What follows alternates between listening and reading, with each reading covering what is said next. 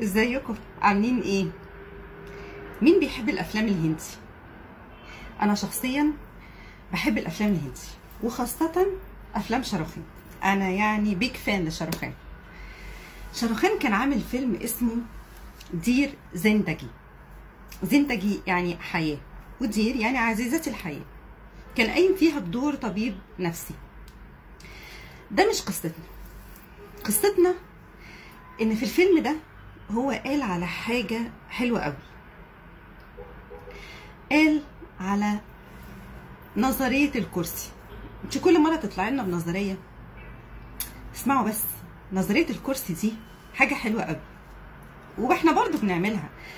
انا لما بطلع اتكلم ما بتكلمش في حاجات احنا مش عايشينها او حاجات احنا ما بنعملهاش في حياتنا العاديه، لا احنا بنعملها. مين فينا كده ما راحش عشان اي محل عشان يشتري كرسي ويدخل المحل ويجرب الكرسي ويلاقي نفسه مش مرتاح فيه، وبعد كده يسيب المحل ويروح محل تاني ويجرب كرسي تاني ويلاقي نفسه مش مرتاح فيه، ويفضل يجرب ويجرب في كراسي كتير. في بقى الكرسي اللي بايدين وظهره متعب، وفي الكرسي اللي ملوش لا ظهر ولا ايدين، وفي الكرسي اللي واطي عن الرقبه، وفي كرسي اللي يتعب الظهر، وفي الكرسي اللي يريح الرقبه لكن يتعب الرجلين، وفي الكرسي الهزاز اللي بنجيبه علشان يبقى عندنا ديكور او نبقى قاعدين واحنا بنشرب فنجان القهوه، وفي كراسي كتيره قوي. في كراسي كتيره قوي، في نوعيات كراسي كتير قوي، وفي الكراسي الانتيك اللي بنجيبها عشان مجرد ان احنا نحطها ديكور بس، يبقى عندنا حاجه غاليه وحاجه قيمه وموجوده، زي كرسي كده لويس ال19. احنا ما بنختارش الكرسي غير اللي بنرتاح عليه. ممكن نفضل ندخل محلات كتيره جدا لحد ما نوصل للكرسي اللي بيريحنا، وممكن في المحل الواحد نجرب كذا كرسي، نقوم من على كرسي ونقعد على كرسي، نقوم على كرسي ونقعد على كرسي، لحد ما نقول هو ده الكرسي اللي ريحني، اللي وانا قاعده عليه كنت مرتاحه، اللي ما تعبليش ظهري، ما تعبليش رقبتي، ما تعبليش رجلي، اللي وانا قاعده بسند عليه. او هو ده الكرسي الانتيك اللي انا عايزه احطه عندي في الصالون مثلا عشان يدي منظر حلو. او هو ده الكرسي الهزاز اللي انا عايزاه عشان وانا قاعده كده بعد الظهر في البلكون يبقى قاعده ومسترخيه عليه. دي انواع كتيره من الكراسي، ومش كلنا محتاجين نفس الكراسي. كل واحد فينا ليه احتياجاته من الكرسي اللي هو عايزه، وده اللي بنعمله في علاقاتنا. مش لازم لما تيجي ترتبط او تيجي تتجوزي تختاري اول حد تقعدي معاه وتقابليه، ووارد جدا ان اول حد يبقى هو ده الحد اللي انت عايزاه. بس اللي انا عايزه اقوله لكم من نظريه الكرسي دي، ان الطبيعي جدا ان احنا نقابل ناس كتير ونتعرف على ناس كتير لحد ما نقول هو ده، او لحد ما نقول هي دي الصحبه، هي دي الصديقه، هو ده اللي ينفع زوج، هي دي اللي تنفع زوجه. بيمر بينا ناس كتير وبنتعامل مع ناس كتير، وبنخرج من معرفة ناس وبندخل في معرفة ناس، وبندخل من خبرات مش حلوة مع ناس وبندخل في خبرات حلوة مع ناس. بس في الآخر لما بتيجي تقول أو ما بتبقى عايز تلاقي صديق، انت بيبقى في دماغك مواصفات معينة للصديق ده. ممكن الصديق اللي انت تختاره مواصفاته ما يناسبش حد تاني. مش شرط ان قناعاتي تبقى هي نفس قناعاتك. مادام ما بنعملش حاجه غلط ولا حاجه حرام، يبقى مش شرط قناعاتي تبقى نفس قناعاتك. مش شرط اختياري للكرسي يبقى هو نفس اختيارك للكرسي. مش شرط الكرسي اللي يريحني هو الكرسي اللي يريحك. بنقعد نلف على كراسي كتير ونشوف انواع كتير، الجلد والخشب والحديد، اللي بدراعات واللي من غير دراعات، اللي بمسند ظهر واللي من غير مسند ظهر، اللي عالي زي كراسي المكاتب واللي واطي شويه واللي من غير اي حاجه وعلى الارض.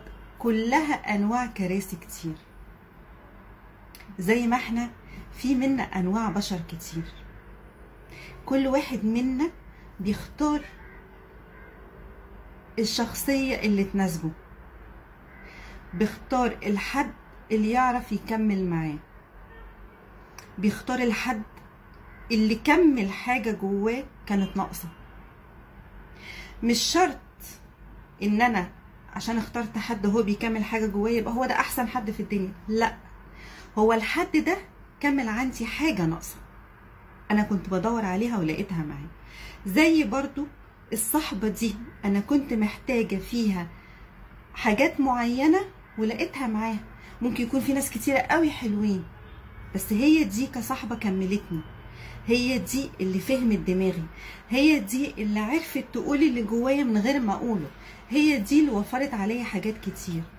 وبعد ما مريت بخبرات وعلاقات واكتشفت ناس واكتشفت معادن ناس، استقريت على ان هي دي تبقى صديقة، وانت استقريت على ان هو ده يبقى صاحبك ويبقى صديقك، وانت استقريتي على ده يبقى جوزك، وانت استقريت على ان دي تبقى مراتك.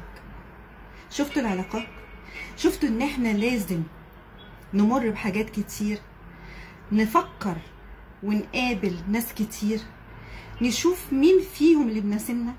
وزي ما قلت في البداية، وارد جدا ان اول حد تقابله يبقى هو الحد المناسب ليك، ووارد جدا ما تقابلوش غير بعد ما تمر بعلاقات كتير وصداقات كتير، وتفضل تتنقل ما بين ده وما بين ده وما بين ده وما بين ده لحد ما توصل للشخصية اللي بتريحك، سواء شخصية في محيط العمل، سواء شخصية صديق أو صديقة، سواء زوج أو زوجة.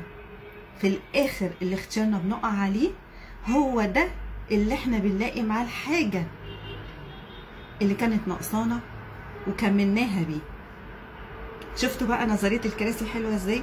بنفضل نتنقل من كرسي لكرسي، ومن شخص لشخص، ومن علاقة لعلاقة، ومن صديق لصديق، ومن أخت، ومن صاحب لصاحب، لحد ما بنوصل للصديق أو الصحبة اللي بيكمل معانا بقية حياتنا، لحد ما بنختار الزوج اللي يكمل معانا، لحد ما بنختار الزوجة اللي تكمل معانا، ونختار الشخص المناسب لينا بطبيعتنا وبأفكارنا وباحتياجاتنا. ومش شرط الكرسي المناسب ليا ويريحني يكون هو الكرسي المناسب ليك ويريحك، زي ما برضو مش شرط ان الانسان اللي اقعد معاه او ان انا اختاره صديق يكون مناسب ليا، مش شرط يكون مناسب ليك. كلنا مختلفين، فبالتالي اختياراتنا للاشخاص بتبقى مختلفة. اهم حاجة انها تكون اختيارات صح، بتناسب الدين وبتتوافق مع الدين وبتتوافق مع العرف والعادات والتقاليد. غير كده شخصياتنا مختلفة، طباعنا مختلفة، احنا بنختار اللي يناسبنا واللي يناسب تفكيرنا واللي يناسب اللي احنا عايزينه، مش بنختار اللي غيرنا عايزه. ده كان فيديو جديد النهاردة، اشوفكم ان شاء الله في فيديو تاني.